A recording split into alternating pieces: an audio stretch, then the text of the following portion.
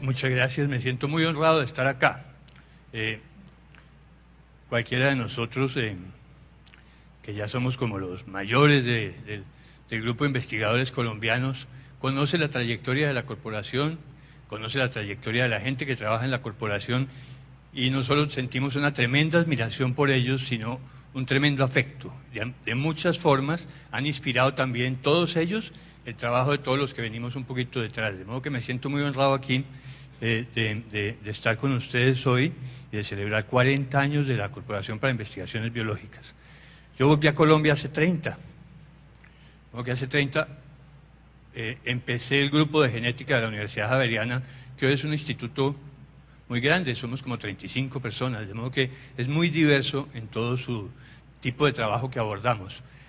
Pero algo que tenemos casi todos en común ha sido el trabajo de la expedición humana, que lo empecé en el 82, solo con algunos de mis discípulos cuando eran muy jóvenes, y que todavía hoy tomamos datos, analizamos, miramos, remiramos, y parte de lo que les voy a mostrar seguramente es una forma muy desorganizada, porque cuando uno muestra su trabajo de muchos años, el orden como que se vuelve secundario. Parte de lo que les voy a mostrar es eso.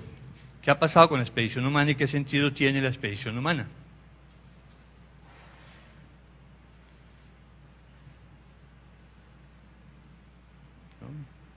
Hacémoslo acá. La diversidad colombiana es un elemento muy importante para un genetista. La genética es la ciencia que explica la diversidad. De modo que tener un país como Colombia es un reto muy grande para un genetista. Y fue en últimas, con seguridad, lo que me hizo volver a Colombia después de terminar mi doctorado. Aquí se podían hacer muchas más cosas de las que puede uno hacer con respecto a diversidad en el norte de Inglaterra, donde me formé. No más miren las lenguas que tenemos. Es una pena que en nuestro país no se enseñen nuestras lenguas. En 1500 se enseñaban nuestras lenguas en las universidades europeas, para volver las lenguas francas con las cuales se pudiera entrar en contacto con nuestras poblaciones. Y hoy, 500 años después, hay esporádicamente un curso de Huitoto en la Universidad Nacional o de Guayunaqui en alguna otra parte, pero ninguno de nosotros conoce con toda seguridad una sola palabra en una lengua distinta a la lengua castellana. Tenemos la lengua castellana, tenemos 65 lenguas indias, agrupadas en 12 familias lingüísticas distintas, 10 lenguas no clasificadas, y se están perdiendo lenguas a una velocidad asombrosa en el planeta Tierra. Se calcula que cada año se pierden 20 lenguas en el mundo. De modo que esa diversidad lingüística, que es la base de la diversidad biológica, ¿no?, es fantástica en Colombia. Y tenemos 2 lenguas criollas de más reciente entrada en nuestro territorio, que son lenguas de transición que se quedaron como lenguas propias. El pidgin del Palenque de San Basilio y el pidgin de la isla de Providencia. Uno de base léxica española, el Palenque, y uno de base léxica inglesa, el de las islas. De modo que la diversidad lingüística, que es una representación de la diversidad biológica, es realmente asombrosa. Miren, los indígenas nariñenses, paeses, guayú y embera, y los nariñenses, los paeses, los guayú y los embera no son nariñenses, representan el 56% de la población indígena colombiana. El resto se divide en 77 grupos, y los amazónicos se estiman en 50.000 habitantes, con cerca de 50 grupos étnicos distintos. O sea, es una riqueza maravillosa. Algo más del 50% de la población indígena habita la región andina, la costa caribe y los valles interandinos, y el 25% en la... Un día dije esto en alguna parte y uno de mis discípulos lo tomó y me lo volvió a recordar con el tiempo, que lo puso de epígrafe en algún libro. La base de la diversidad no es genética, pues las gentes no tienen su lengua porque tengan esos genes, sino que tienen esos genes porque tienen esa lengua. Y parece, pero si uno piensa un poquito, sí, tenemos esos genes porque tenemos la lengua con la cual podemos comunicarnos con la persona o las personas con las cuales reproducimos nuestros genes. De modo que la base de la cultura no son nuestros genes, sino que la base de nuestros genes es la cultura. Y esa interacción maravillosa entre el genoma y el entorno en el cual se da está representada en esta frase. No somos el producto de los genes solamente que heredamos de nuestros papás, somos el producto de los genes y el ambiente en el cual esos genes se dan. De modo que cuando reducimos la genética solamente al estudio de los genes, estamos ignorando una parte fundamental del ser humano, que es la cultura, el entorno, el ambiente en el cual esos genes se dan. Esa es la belleza de entender la genética hoy en día.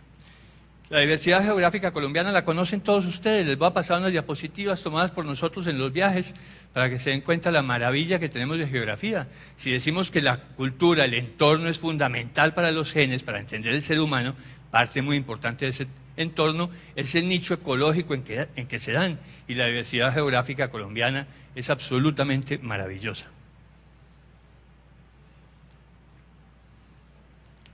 Las paso rápido para que... Sí. El color. Sí. Sí, parecían de Marte. Vean la maravilla de paisajes que vemos los colombianos. Pero además conviven con esos diversísimos nichos geográficos, ciudades tan cosmopolitas como pueden ser hoy en día Bogotá o Medellín, donde se da de todo, la visión de lo más moderno con ese sabor histórico que sentimos en nuestras ciudades, iglesias de la colonia, caminos reales, los aspectos más interesantes, que obviamente lo siente uno mucho más en la vieja Cartagena de Indias, nuestra ciudad por historia, una de las 3 ciudades más importantes durante la colonia, Portobelo, Cartagena de Indias y La Habana. En La Habana se ensamblaban barcos de la Armada Española. Aquí llegaban todos, aquí vinieron todos los piratas, filibusteros, corsarios. Ahora les cuento alguna historia de unos de esos corsarios que tiene que ver con la genética. Pero vivimos entonces esa transición entre la modernidad y la historia, que es maravillosa y no debemos perder el gusto por sentirla y vivirla en nuestro día a día. Tenemos una diversidad de folclore y de cultura maravillosa. Pero obviamente lo que más nos interesa a los genetistas humanos es el ser humano. Y esos primitivos pobladores americanos, se calcula que Colombia, cuando llegaron los españoles, había entre 3 y 11 millones de habitantes. Esto no era un descampado. Y si van y miran las momias que hay, por ejemplo, en el Museo del Oro en Colombia, van a encontrar que a pesar de que son muiscas del altiplano cundiboyacense, tienen cuentas y conchas anudadas al cuello. O sea, había un comercio de panes de sal, se negociaba con animales, venados, etcétera. Luego, era muy bien delimitado el territorio con zonas de batalla grandes que había en toda América, entre unos grupos de pobladores y otros. Pero esto no estaba, pues, desocupado. Hoy nos quedan 700.000 indios de todos esos 3 a 11 millones que podía haber. Entonces, desde el 82 hasta hoy, nos hemos dedicado mucho a estudiar estas gentes, los pobladores africanos que vinieron después y no tanto tiempo después, cuando venían ya los primeros descubridores, ya venían africanos en sus flotas y tenemos constancia de ella por los archivos de Sevilla, el archivo de Indias en Sevilla, que anotaba exactamente quiénes se subían en los barcos y hay nombres que están indiscutiblemente ligados a pobladores de origen africano. Cuando se descubrió el Mar del Sur, venía en esas carabelas un individuo que se llamaba Ñuflo de Olano, que era totalmente africano. Sabemos pues que los africanos venían ya desde los conquistadores, después vino la trata, y esa es la que genera la mayor cantidad de genes de origen africano en nuestro continente, pero el contacto con África de nuestras gentes ha sido muy temprano. Y eso lo vemos cuando analizamos, como estamos haciendo en los últimos años, el movimiento de los cromosomas Y en las poblaciones nuestras y el movimiento de la mitocondria. Tengo ahorita un estudiante de doctorado analizando exactamente movimientos de genes por el canal del dique. El canal del dique es de 1600 y algo.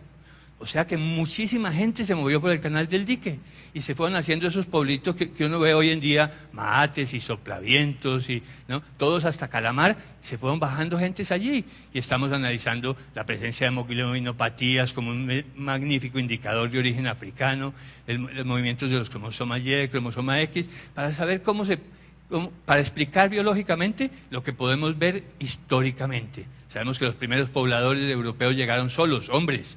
De modo que si miramos la mitocondria de casi todos nosotros, va a ser una mitocondria indígena. Si miramos el cromosoma Y, vamos a encontrar cromosomas Y africanos, cromosomas Y europeos y en menor proporción cromosomas Y indios. Entonces mirar todo eso es una parte del hobby de estudio de un genetista.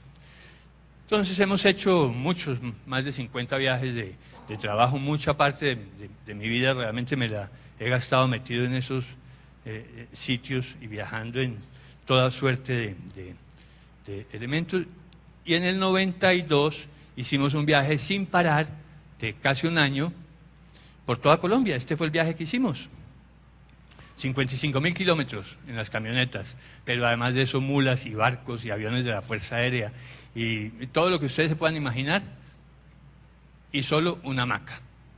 No hay ninguna otra forma de garantizar que uno pueda dormir en estos viajes de trabajo de campo que llevar su propia hamaca y aprender a dormir agradablemente y no amanecer trasnochado en una hamaca.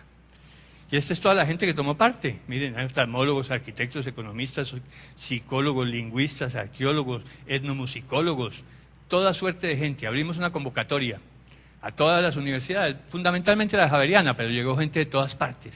Entonces, para retar eso, lo que hice fue citar a unas reuniones como a 40 minutos de Bogotá, en ese frío mañanero, los sábados a las 7 de la mañana.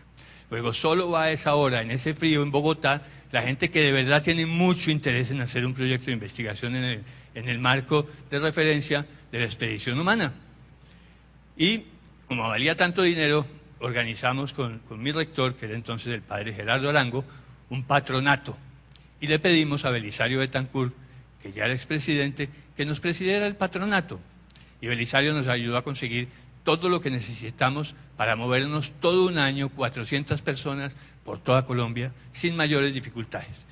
Entonces les voy a mostrar, y estos son todos los grupos que yo conozco, donde tengo ahijados, amigos, compadres, todo lo que se puedan imaginar.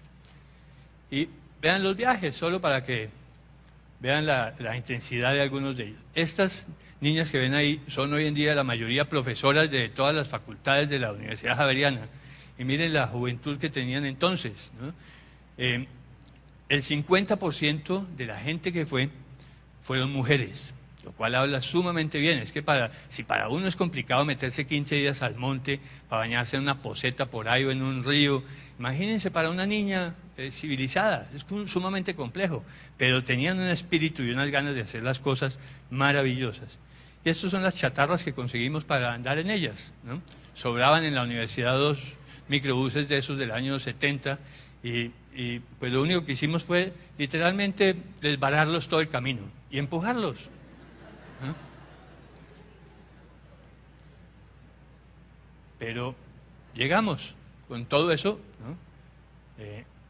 Fuimos capaces de dar la vuelta a Colombia y desbararlos.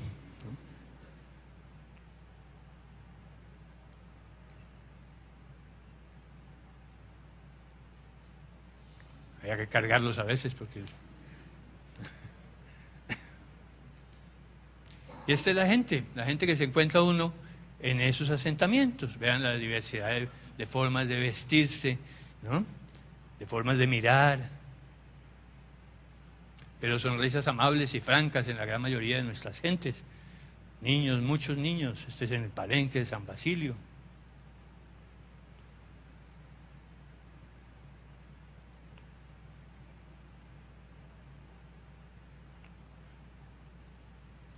Iba con nosotros un francés etnomusicólogo, Chopin Termes, casado con una princesa indígena ecuatoriana.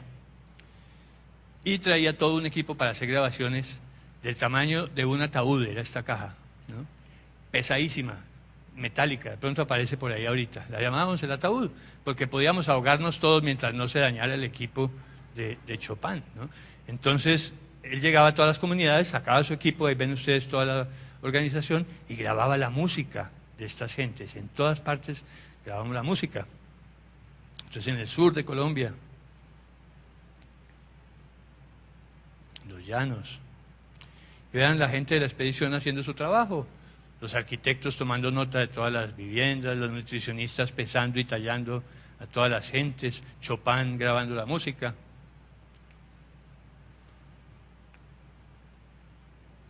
bacteriólogos y biólogos y todo, llevamos todos los laboratorios, 2 plantas eléctricas, centrífugas, todo para hacer todo lo de odontología, electrocardiógrafos, ¿no? Esto es con los Nucac Macú. Tocó perseguirlos 2 semanas de Barranco Colorado, por allá por San José del Guaviare, hasta que encontramos un grupito de Nucac y pudimos estarnos unos días con ellos, los Nucac Macú. Los sociólogos estudiando las comunidades, los pediatras, los internistas. Y una camaradería franca y un trabajo amable, no exento de muchas dificultades, pero eso es lo que hemos producido hasta el momento. Faltan, pero estos son unos libros de gran formato con los dibujos de los artistas, que ahora les muestro algunos, que son Rafael Ortiz y Luis Guillermo Vallejo, la vivienda tal como la ven en dibujos los arquitectos, y la música de Chopin Terms en un CD muy interesante. Y ahí van 11, pero ya van 14. Hemos publicado otros 3 más, cada uno por un área, de modo que el primero, si no me acuerdo mal, es de oftalmología, y después de enfermedades parasitarias, y después la vivienda, y los objetos, etcétera, etcétera, ¿no? Y los artistas, miren ustedes, los artistas me prestaron sus apuntes de campo, y aquí les muestro los retratos de algunos. Este es Rafael Ortiz, que está hoy en día exponiendo en Nueva York, en Europa, un tipo muy, muy conocido artista hoy en día, y estos son sus apuntes de campo en wash y en lápiz, ¿no? De su agenda de trabajo de campo. Salí del Palenque en la camioneta de la expedición a llevar a Nina a Cartagena, que tenía que volver a Bogotá, y traíamos todos los dibujos ahí, cuando de pronto se voló un dibujo de esos por la ventana. Yo lo vi dando vueltas ahí por el espejo retrovisor y cayó en la carretera. Entonces paré a un lado para recoger un dibujo de Vallejo. ¿Cómo lo íbamos a dejar tirado allí? Casi no logro devolverme con ese tráfico pesado que hay de la carretera del Palenque a Bogotá, y cuando me bajé a recogerlo era el velorio que se le había volado, que se había imaginado Vallejo. O sea, se van generando mitos. Yo no sé cuánto de esto es verdad realmente, pero es muy divertido acordarse de estas cosas.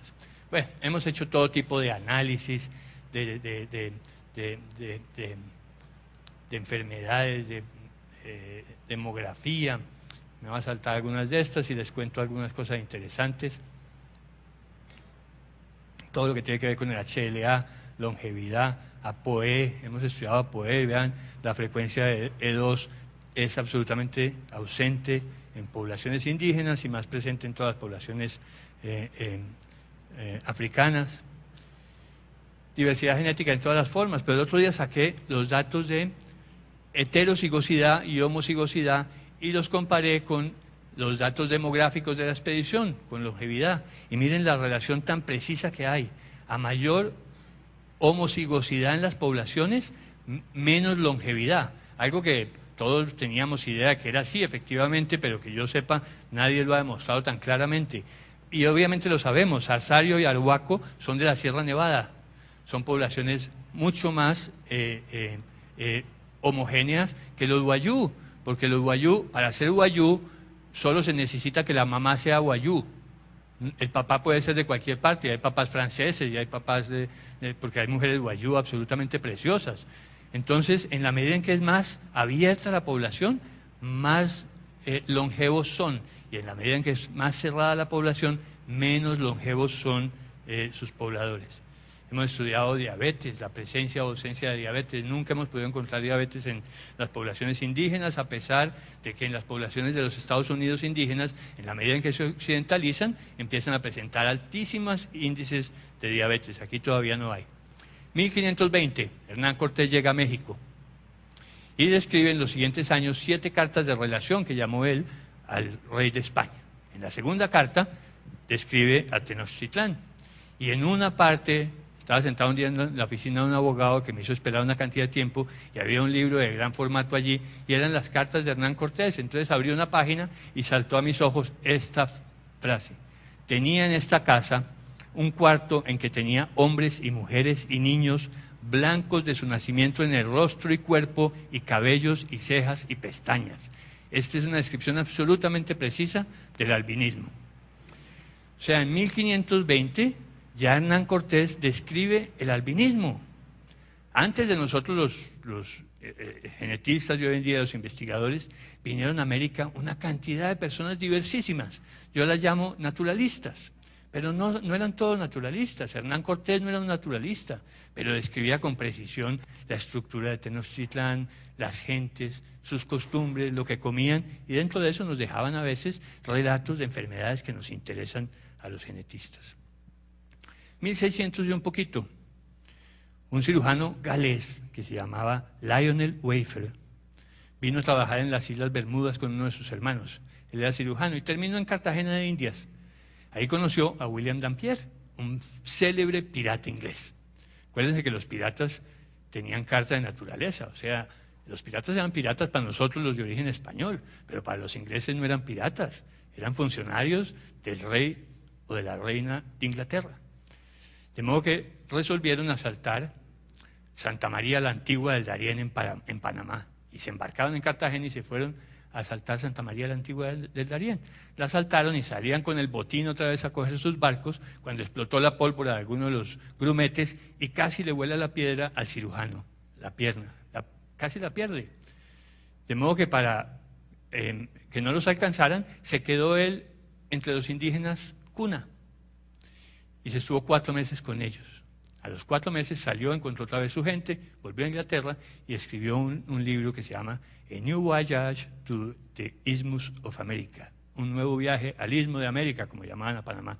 Y ahí nos describe todos los aspectos de los cuna y dentro de eso el albinismo entre los cuna. Ahí está la descripción, la portada del libro. El albinismo con una precisión y unos detalles que son asombrosos. Ese libro lo pueden encontrar en Google Books, de modo que lo pueden leer casi todo. La única condición de Google Books es que la página que uno quiere leer es la única que no le permite leer ¿no? Pero en general, si uno hace 2 o 3 intentos, logra leer esa página.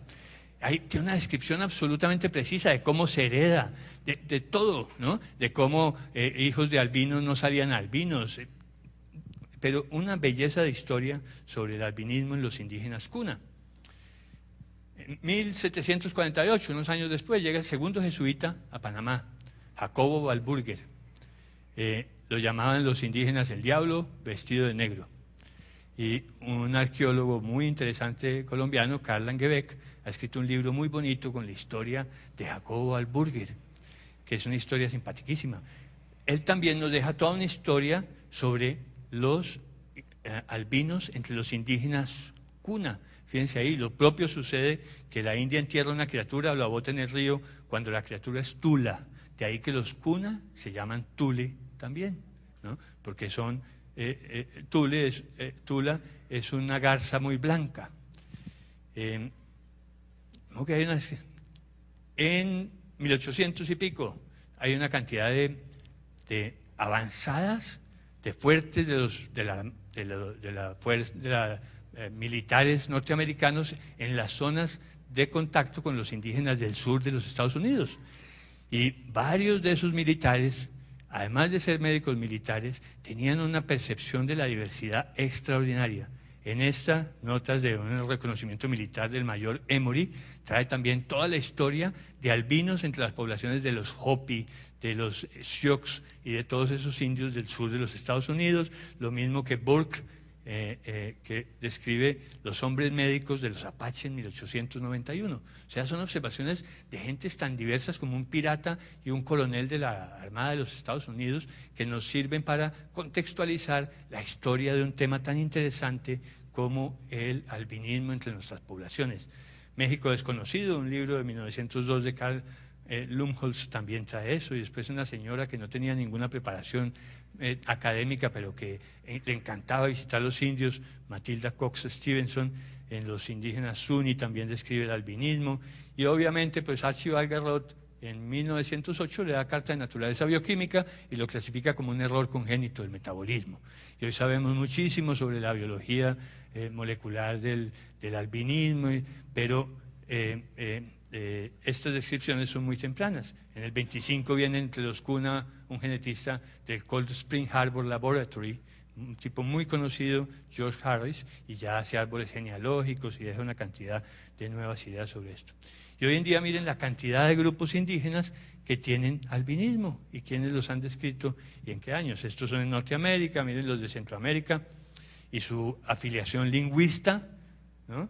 Y miren todos los nuestros. Yo los he visto en una cantidad de sitios, entre los Yucuna, entre los Piaroa, entre los Embera, entre los Huitoto. Y vean la cantidad de lenguas que hablan los pobladores americanos que tienen albinismo. O sea, este gen vino muy temprano, porque no tenemos ninguna razón para pensar que el gen del albinismo sea lo que llamamos un hotspot, que está haciendo mutaciones espontáneas periódicamente, sino que más bien es un gen que vino desde muy temprano. Y es un gen muy interesante que nos tiene que dejar pensando qué mecanismos de adaptación existen. Tiene que tener alguna ventaja selectiva ser portador del gen del albinismo, porque en los sitios a donde viven, ser albino es una desventaja selectiva muy importante. Todavía estoy echando de cabeza cómo vamos a tratar de averiguar eso algún día, pero es interesante. Y vean las fotos de los nuestros. Esta es una niñita cuna de Panamá, vista por nosotros en la expedición, con su hermanito. De esa niñita sabemos mucho ya solamente viéndola vestida. Es una niña a punto de contraer matrimonio, ya la mamá le hizo una mola, y tiene la mola cosida a su vestido, que eso es una señal de madurez, ¿no? Ya tuvo su menarquia, que se llama la surbaína, ¿no? De modo que sabemos mucho de esa niñita. Y al otro lado, un huitoto del río Caquetá con su hermanito, también albino. Entonces, son asuntos interesantes, déjenme, me paso algunos, hemos hecho de todo, alergias, antígeno de hepatitis, toxoplasmosis, todos los hallazgos oftalmológicos. Pongo con frecuencia esta, que es una forma curiosa de mostrar resultados, pero que me sirve mucho para señalar algo. Si ustedes ven la frecuencia de la distinta patología oftalmológica en rojo los indios americanos y en azul los afrocolombianos, y ven que la frecuencia varía. Formamos médicos como si fuéramos una población homogénea, y hay una gran cantidad de patología que es propia de los pobladores de origen africano, otra que es propia de los indígenas y otra que es propia de los demás hijos de vecino aquí en Colombia. Yo llamo a eso etnopatología. Hemos venido haciendo muchos estudios para describir la patología étnica de cada una de estas poblaciones y que podamos ajustar la formación médica de nuestros estudiantes a una realidad que es la diversidad humana que está por allá afuera. Y vean la miopía igualmente. Hemos visto las cosas más curiosas. En muchas de estas poblaciones del Amazonas hay una lesión en la córnea muy peculiar que la ve uno apenas examina el ojo. Y nos pusimos a averiguar qué era. Resulta que de los árboles cae una hormiguita que pica la córnea. Inmediatamente produce un ojo rojo tremendo. Me llevé un día unas de esas hormigas y las analizamos con una cromatografía, puro fenol. Obviamente eso produce una cantidad enorme de respuesta en el ojo, pero es muy frecuente esas cosas que ellos llaman majiña, glaucomas, albinismos, retinitis pigmentosas, tonometría ocular en todas estas poblaciones. Y miren ustedes que en general los afrocolombianos tienen tonometrías oculares más altas, como tienen más hipertensión arterial igualmente que los pobladores de otros orígenes étnicos. Y miren la incidencia de glaucoma entre los afrocolombianos, 4 a 10%, mientras que en los indígenas es de menos de 3%. Esta la pasamos, déficit de vitamina B12 y ácido fólico. En un lugar que se llama San Ángel, cerca Fundación, yo le digo Fundición, es el sitio más caliente que uno puede encontrar en Colombia, pero es bárbaro, literalmente se le derriten a uno hasta las ideas, es dificilísimo pensar en ese calor. Un día una médica rural nuestra me llamó y me dijo, mire, aquí hay una cosa rarísima en la piel. Me fui con la dermatóloga que trabajaba también conmigo en el Instituto de Genética, que al igual que Nina de Friedemann, ya QEPD, se está muriendo un mundo de gente que no se ha muerto nunca. María Mélida Durán era una extraordinaria dermatóloga. Nos fuimos allá y encontramos un núcleo muy grande de individuos con una enfermedad muy curiosa que se llama el prurigo actínico. El prurigo actínico es una entidad producida por la luz ultravioleta del sol. Nunca se ha visto en pobladores de origen africano y solo se había visto en pobladores de origen indígena del altiplano cundiboyacense, porque ahí es a donde la exposición a la luz ultravioleta es mucho mayor. Y esta gente vive más abajo del nivel del mar. Y había una cantidad enorme, ahí está el árbol genealógico de todos ellos, con pluriguactínico. Entonces, durante unos 7 años nos dedicamos a estudiar el pluriguactínico entre los indígenas Chimila y supimos que estaba asociado al HLA, supimos qué pasaba con los linfocitos B y todo y T de estos indígenas. Lo tratamos con un inmunosupresor muy interesante que es la talidomida. Hay unas monjitas allá que nos ayudaron a controlar la administración de talidomida, que es un inmunosupresor, y vimos qué producía y cómo mejoraba. Ellos ya sabían que era producido por la luz ultravioleta, porque se tapan con achote las lesiones en la piel. De modo que hay una cantidad de saberes populares que no podemos desconocer. Entonces, hicimos toda suerte de estudios con pluriguactínico y publicamos muchas cosas sobre el pluriguactínico con María Mélida. Y lo mismo pasó en Providencia. Llamaron y nos dijeron que estaba pasando algo allá, que se estaban como blanqueando algunos de los pobladores, y nos fuimos a ver eso. Y en ese paraíso que es la isla de Providencia, que además tiene una historia humana interesantísima. Aparentemente fue Colón mismo el que la descubrió y, según dicen, la bautizó el Jardín de la Reina. Eso no tengo ninguna evidencia de que eso hubiera sido así, no tengo ni idea de dónde lo oí o dónde lo leí, pero esa es la historia que tengo sobre. Después vinieron pobladores franceses, después vinieron españoles, después vinieron ingleses, después volvieron a llegar los españoles, y los africanos que llegaron a nuestras islas no venían de los africanos del continente, sino de los africanos del Caribe. Entonces son 5.000 y pico de habitantes nomás, pero hay una muy alta frecuencia de sorderas. 5 por 1.000 habitantes. Y ya las tenemos todas clasificadas. 47% no sindrómica, 29% es el síndrome de Waardenburg, que ya les muestro las fotos, son los que se estaban blanqueando, y otros son casos aislados. O sea, en una población tan pequeña hay 3 formas genéticas de sordera diferentes. Y ahí ven ustedes toda el árbol genealógico de esos pobladores de allá. Los tenemos clasificados ya desde el punto de vista molecular, qué lesión tienen, en dónde, ¿no? En la conexina 26, y ahí ven ustedes los que se están blanqueando. En las manchas, ese es el síndrome de Waardenburg, un trastorno en la pigmentación cutánea y coclear, que es el que produce la sordera, ¿no? Con una serie de otras asociaciones, de modo que hay muchos de ellos que tienen, por ejemplo, los ojos muy separados, ¿no? Una distopia del canto interno del ojo. Encanecen muy temprano, o tienen un mechón blanco de pelo en la frente, o tienen un ojo azul y otro café, y unos de ellos tienen sordera. Y esto se hereda de forma autosómica dominante, pero no todos los casos tienen sordera. Entonces mucha gente no sabe que está portando un gen que puede tener sordera, porque simplemente se manda teñir el mechón de pelo en la frente y pasa desapercibido el síndrome. Entonces tenemos muy bien estudiados todos estos Waardenburg y todo. Esta historia de las cerámicas ya la he mostrado muchas veces, pero también nace de un interés de un antropólogo. Quien trabajaba en el Instituto Colombiano de Antropología, un día me llamó y me dijo que hay unas cerámicas prehispánicas muy curiosas, y me fui a verlas y miren la cantidad de malformaciones que encontramos. Este es un tumor, un cáncer de seno maxilar, ¿no? Ya muy avanzado, todos los trastornos de columna. Y estas son asombrosas. Estas son, miren ustedes, esta figura tiene la hernia umbilical exactamente igual a la hernia umbilical de esta. Miren la cara un poquito burda, que es típica de este trastorno metabólico, ¿no? Esto es una mucopolisacaridosis. Miren los labios leporinos, esta es perfecta, ¿no? Y esta es una belleza. Esta es una niñita guayú con una trisomía 21, síndrome de Down. El síndrome de Down no tiene, ustedes lo saben mejor que yo, ninguna malformación mayor que le permita a uno, pues con excepción de que tenga una cardiopatía o algo así, sino que es la sumatoria de muy pequeños detalles lo que hace que un niño lo vea uno en la calle y le parezca que tiene un síndrome de Down. Pero son muy pequeñas cosas, un poquito separados los ojos, ¿no? Muy poquitas. Pero estos artistas ya pues cuando nació Cristo ya habían desaparecido, los indígenas de Tumaco la Tolita, ya eran capaces de expresar no solo la fisonomía, sino los rasgos de comportamiento de un niño con una trisomía 21 que es absolutamente impecable.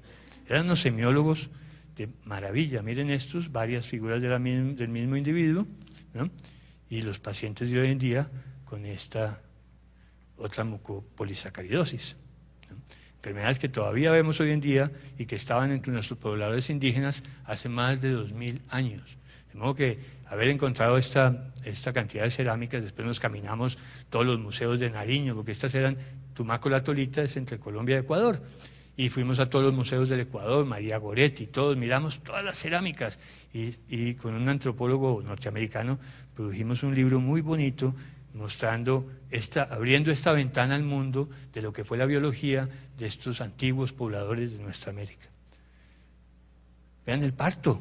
Aquí Luis Guillermo Vallejo, el pintor de la expedición, me reprodujo la cerámica, pero lo interesante es que ya había instrumentación del parto, tenían como unas espátulas que aquí se ven perfecto para retener la cabeza, mientras esta forma de parto es muy frecuente todavía hoy entre nuestros pobladores, el parto de rodillas. Parte de lo que hicieron las enfermeras en la expedición humana fue averiguar en todas las comunidades cómo tenían el parto, y una proporción importante es de rodillas, con el padre o una persona atrás ayudando en el proceso. Pero la más bonita para mi gusto es esta, una señora muy mayor, lo que habla muy bien de un grupo humano, ¿no? Que haya gente mayor, porque en muchos grupos humanos los mayores los dejan de lado, sobre todo cuando son nómadas y caminan los dejan de lado, cuando no también les hacen una chocita afuera, en fin. Ella es muy mayor, está feliz y dichosa, y además tiene un tumor acá, seguramente benigno.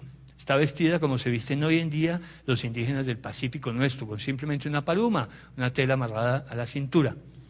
Pero el que hubieran cultivado y vuelto sujeto de su arte a los individuos enfermos, y que tuvieran esta mujer retratada igualmente por ellos, contenta, etcétera, habla muy bien de estos individuos. No sabemos por qué se desaparecieron. No quedó nunca sino las tolas, los montes llenos de estas cerámicas que hoy nos permiten conocerlos, pero a través de ello pudimos saber mucho de su pasado histórico. Yo creo que con esto les doy una visión de conjunto de lo que ha sido el trabajo de la expedición humana, y estimulo a todos los jóvenes que miren la diversidad afuera. Hay tanto para mirar, tanto para analizar y tanto para mostrar, porque solo si conocemos lo que tenemos lo vamos a aprender a cuidar, y hasta ahora no estamos cuidando esta maravillosa riqueza biológica y cultural que tenemos en nuestro país. Muchas gracias.